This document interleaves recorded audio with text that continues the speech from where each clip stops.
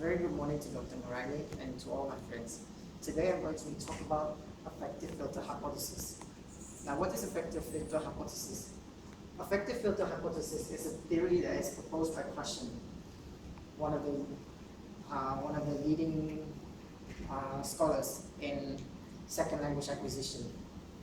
Now, in this, what if effective filter hypothesis includes a black box inside our mind, which is known as a language acquisition device. Now, what is the function of that language acquisition device? The function of a language acquisition device, or LAD in short, is to receive input in our minds.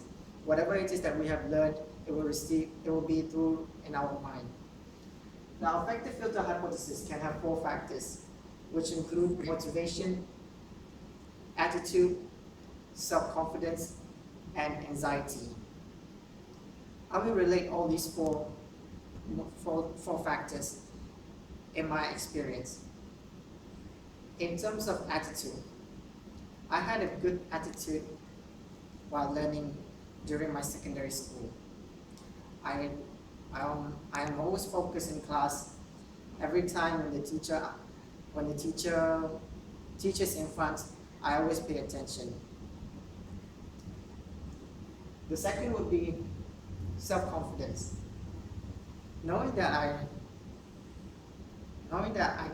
have mastered, that I have a good proficiency in English, I know that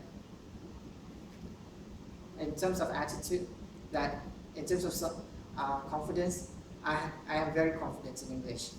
However, sometimes even overconfidence can be my downfall in terms of my performance. Self-motivation. Self-motivation is something that I am really motivated, that is really close to my heart. Why do I say that? It's because it has always been a personal motivation, a self-motivation of myself to learn English, to become an English teacher, so that one day I can teach to others about the importance of English. Last but not least is anxiety. Anxiety, to me, in terms of my experience, I always had a lot of anxiety, especially knowing that some of my friends have a better command in English as compared to me. That is why most of the times when I compare them to my work, I always think that these guys have that their command in English is better than mine. However, that does not stop me from learning the English language and to better myself day in and day out. If I were a teacher, I would recommend for the students to talk more.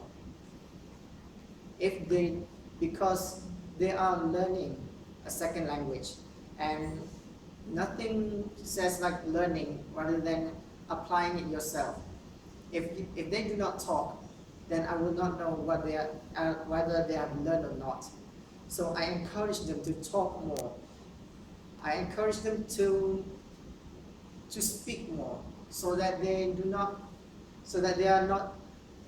have the confidence to speak in front of their peers, their teachers, and to other people without having the fear of making mistakes.